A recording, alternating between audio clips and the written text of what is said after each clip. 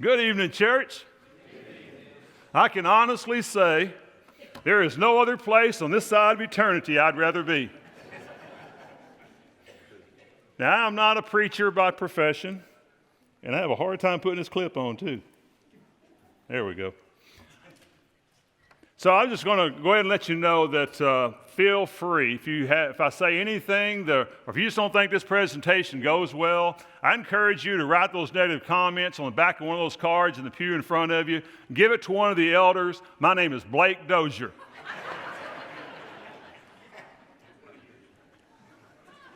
I've been teaching the auditorium Bible class here on Sunday mornings for this quarter, and we've been talking about family and how to strengthen family, by strengthening ourselves, and how that rolls over into the family and the type of influence we have within the individual family and also within our own church congregation. And so as I was thinking about preparing a lesson for tonight to share with you, I couldn't help but get that kept being in my mind about, I need to find a way to pull my Sunday morning class into this discussion here this evening. And so the word that kept coming to my mind was the word commitment. Because when you think about being a Christian, when you think about being a leader in your family, being a productive member of your workforce, wherever, it always hinges around the word commitment.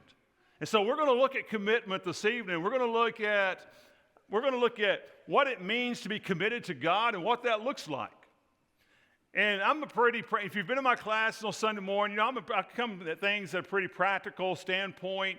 This is my goal here for this lesson. I like to put things up on the PowerPoint so you can see what I'm talking about. I'm a visual learner. I like to be able to hear it. I like for people to see what I'm saying. So my goal with this lesson is to help us all think, self-reflect. Some of you heard that. Self-reflect and spur discussion.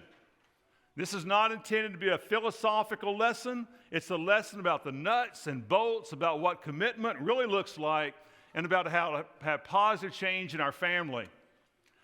So as our focus is how to have a commitment to God and what that should look like in each of our individual families.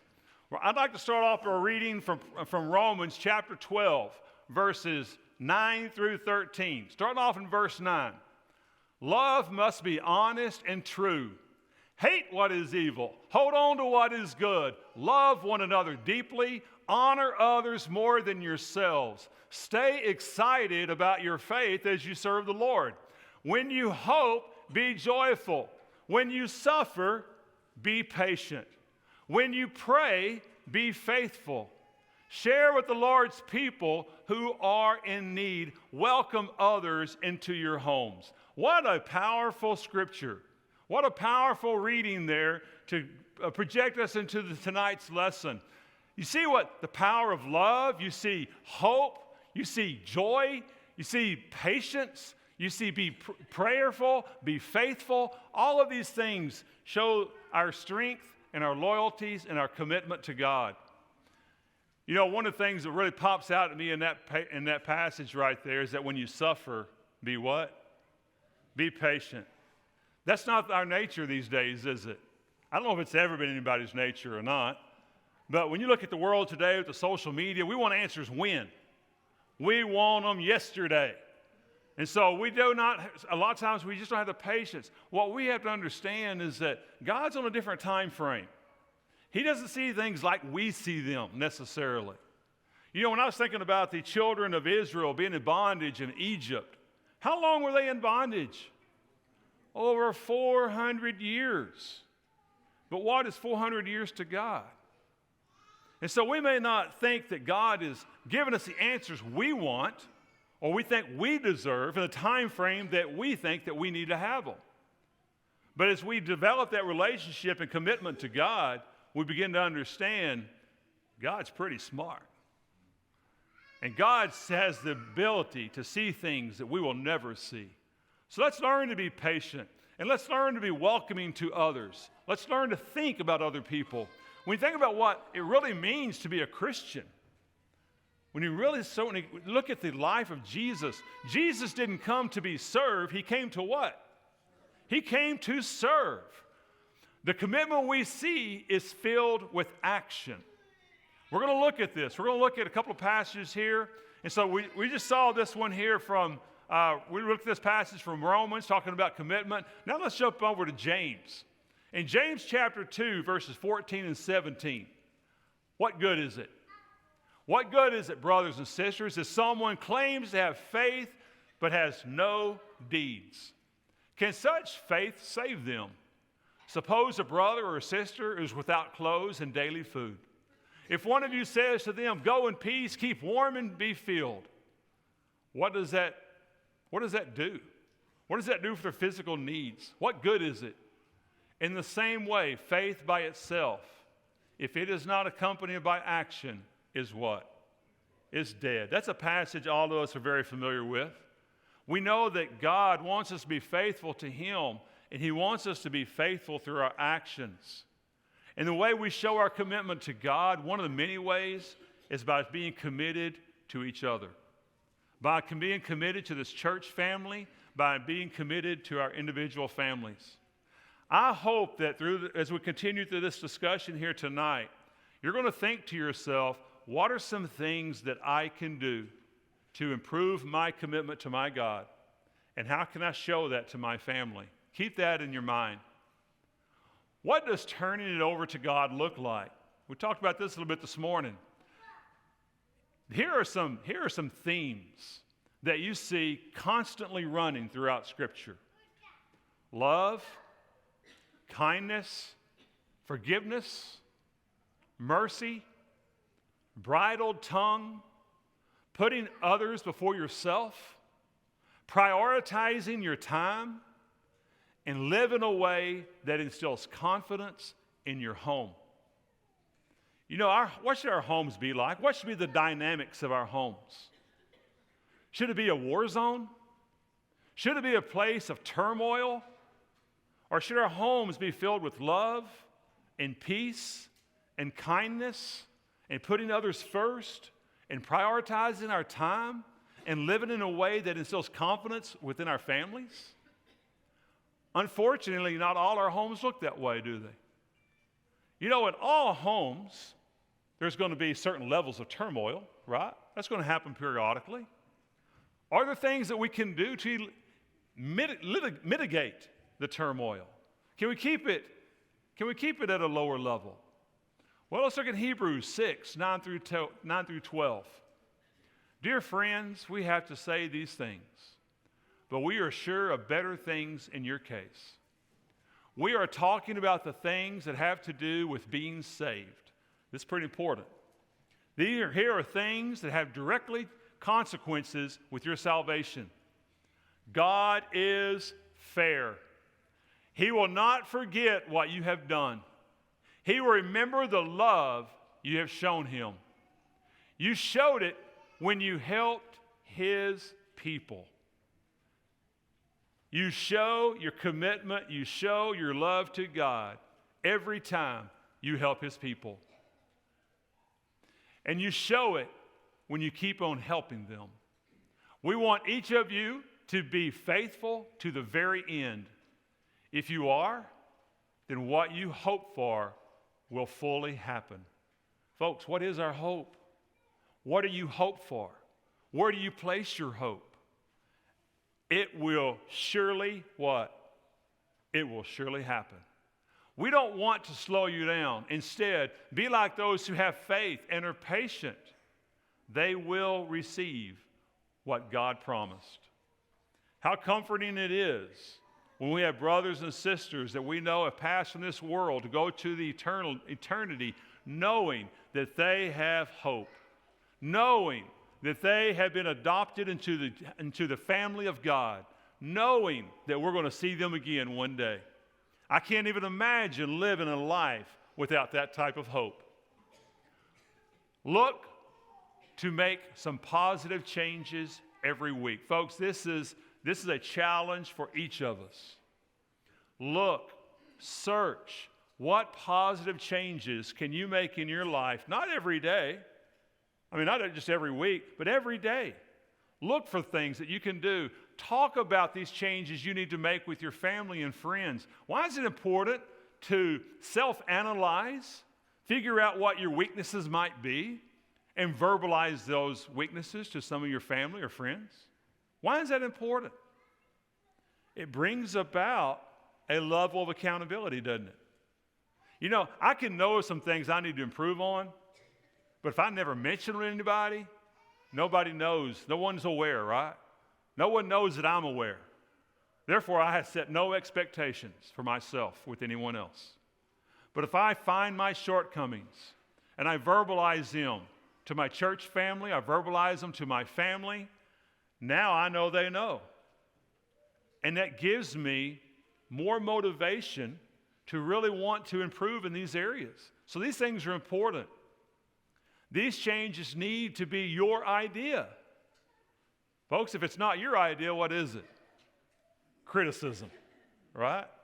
And how do we sometimes respond to criticism? Favorably? Most of the time, probably not. So in your own idea, make them your own idea and be honest with yourself. Folks, you know your weaknesses. You know where your weaknesses are. You know where your strengths are. Work on them one thing at a time, but it comes with a warning. What's the warning on here? This one thing might take a lifetime. I've been working on patience my entire life. Debbie goes, really? I have worked on it my entire life. And I promise you, I have not mastered it.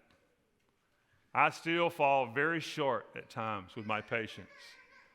But I know as long as I know it's a weakness and I'm aware of it, and I have verbalized it to Debbie many times, and I know she's aware, that it's going to motivate me to work even more diligently. Look for resolution instead of conflict. And oftentimes this takes what? Planning. Folks, how many times has conflict been started in your household simply by the way something was phrased? Or a question that was asked, maybe in anger or in haste? How about, you ever heard this? Are you going to lay on that couch and watch football all day? Yeah? Okay. I love the honesty. You know, my wife has never asked me that question to my knowledge. Thank you, Debbie.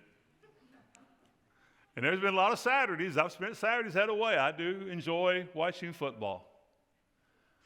But I see this played out a lot in families, and I see it played out a lot on TV and things of that nature. Here's what I challenge you. Here's a challenge I have for you. If you know your spouse enjoys laying around on Saturday and watching football all day long, and you know that irritates you because you have other things you think that need to be done, how about having that conversation on Friday? You know Saturday's coming, and you know what he's going to do on Saturday. So that's a problem. Talk about it beforehand. And those of us that are receiving these conversations, hey, sometimes we need to make some compromise. Because after all, what are we talking about here? We're talking about a commitment to God that's demonstrated through our commitment to who? To our family. Sometimes, guys, we have to make some compromises, right? Maybe instead of watching 3 4-hour football games, we cut down to 1 or 2. All right? There are some compromises that we can be willing to make. How about, I always talk about that. How about discuss these things on Friday? Because the prevention a lot of times can save the frustrations. And more often than not, it's the frustrations that cause what? The big blow-ups. You know, as a school administrator, I learned a long time ago that if you can prevent something from happening, it's a whole lot easier than trying to change it after it does. We had our first high school graduation at the Coliseum, the Expo Center, about 5 years ago. Never had one. It was a learning experience. We were getting about 45 minutes before the ceremonies to begin. I get a tap on the shoulder from one of the police officers. Mr. Smith, are we allowing people to reserve seats? And I look up there, and there are families that have set out reserved seat signs over entire sections. And I mean, we're up there trying to prevent fistfights at 30 minutes before graduation starts. You know what I did the next year? I posted it. I planted administrators all over to make sure no one reserved seats. I sent out social media posts. I did all of these things trying to prevent that from occurring. And it worked. We never had another issue over that. And so if you plan and you think through these things, you know what your frustrations are. You know what your triggers are. So let's think beforehand, before it becomes a trigger. Don't put people on what? On the defensive. How about this? Why haven't you done the laundry? You knew I needed a dress shirt today, and there were no shirts. Why didn't we do the laundry yesterday? What else could have been done? Could I have done a load of laundry? Could your spouse have done a load of laundry? Could you have looked the day before to see if you had that clean shirt? Are there preventative things that we can do within our families to prevent some of these blow-ups? Absolutely. Are having well-defined duties a good thing? I'm not going to answer that just yet. Okay, we're going to come back to that. I want you thinking about this. I know some families function very well having well-defined duties. Hey, this is your job. This is my job. That's the kid's job. Keep that in the back of your mind. We're going to come back to that. I had a conversation with Steve Willis, text conversation. I got his permission. I said, Steve, do you mind if I use this? He said, not at all. And I just screenshotted it. Here's the exact text that we had in our conversation. To Steve Willis.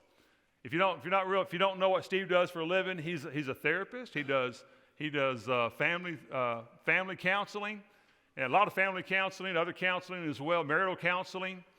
And so I posed this question to him. I said, Steve, I'm working on a Bible lesson. I have a question for you. In your counseling experiences, how often do you find one or both parties frustrated because they feel the other is not pulling their share of the workload around the house? I just figured that was probably a safe bet. And he comes back with his response. It is fairly often. A lot of people think that the saying is true, marriages are 50-50. I remember Paul Faulkner saying that the problem with that is when I say I'm doing 50%, I'm usually doing about 20%, and I expect the other partner to do the 80%. And when they both are only putting in 20% and thinking that they're putting in 50%, that leaves 60% undone. He suggested that the best way is to look at marriage as 100-100. That way, it's more likely to average out 50-50, right? I thought, that's pretty good. I was trying to summarize all that. I said, I can't summarize that. That's great like it is. So I used a screenshot. Back to this question. Are having well-defined duties a good thing? It may be. But here's something, if this is the way things function in your home, here's something I challenge you to remember and to think about. When you do have the well-defined jobs and responsibilities, you might have a tendency, that's not my what? That's not my job. I worked for Joey Light, school superintendent of Wiley ISD for many years. And he used to preach to us all the time. This was his pet peeves. He said, we do not operate on a union mentality at Wiley ISD. Your job is whatever needs to be done. When we get into this mindset of this is not my job, that's your job, who's the only person we're thinking about? Yourself. You're only thinking about yourself. Well, that's not my job, that's her job. I did my jobs. What if, let's go forward here a little bit. What if you could learn to have more joy in doing something nice for a family member rather than always looking for what you want? What if you do, in your mind, what you believe your defined jobs are, and sometimes maybe do some of the others as well? What if both parties, what if all the siblings pitched in and had that mindset? What if both parents had that mindset? What if both grandparents had that mindset of doing what I can as much as I can for the other and not just about doing my job? What is the root of all sin, folks? I'm about to put a word up here. And if anybody out there can think of any sin where this is not the base of it, I wish you would come share that with me later. Because for years I've been trying to think, is there one where it's not rooted in this particular thing? The word is selfishness. You think about that. I challenge you, see if you can come up with a sin that is not rooted in selfishness. I could just throw it, I could just start, adultery. Some selfishness there. What about lying? Selfishness? Cheating? Selfishness? Lack of commitment? Selfishness? When you live a life developing your commitment to God by putting others before yourself, think of the impact that will have on your family. We all have room for improvement as individuals and as members of our church family, members of our individual families. Folks, this is where it starts, is with commitment. The commitment you have for yourself, for your God, the commitment you have for your family. What does Jesus tell us about our commitment to Him? What are the concepts behind this passage? Read along this with me and think about the concepts of this passage. In Matthew 25, 35 through 40, I was hungry and you gave me something to eat. I was thirsty and you gave me something to drink. I was a stranger and you invited me in. I needed clothes and you gave them to me. I was sick and you took care of me. I was in prison and you came to visit me. Then the people who have done what is right will answer him, Lord. They will ask, when did we see you hungry and feed you? When did we see you thirsty and give you something to drink? When did we see you as a stranger and invite you in? When did we see you needing clothes and give them to you? When did we see you sick or in prison and go to visit you? The king will reply, what I'm about to tell you is true. Anything you did for one of the least important of these brothers and sisters of mine, you did for me. What's the concept? Putting others before who? Before yourself. Putting others before yourself. Think about look at the different passages that we looked at here this evening. Think about the commitment that we see that we should have for serving others. Oops. Rise up. Oh. Y'all don't want me to go there. Folks, as we wound this lesson up this evening, I hope you will think about your commitment to God and what that commitment looks like. That commitment should be seen in the way that you live for your family, for your church family, and for other people. You may have other needs as well. It's a tradition here at Oldham Lane to offer an invitation for whatever issues you may have. We may have those wanting to place membership here with us. We may have those that just need to visit about some certain issue. And if you may not want to come forward. You may want to just visit with an elder or a deacon or somebody after services. That's fine. We're here to help. We're here to serve. If we can help you on this front row, we'll ask you to do that in just a moment when we stand and sing. If we can help you some other time, call us. Come see us. Catch us after service. That's what we're here for. That's what family is about. Thank you very much. I appreciate your attention this evening. And if you do have any needs, we do offer this invitation as we stand and sing.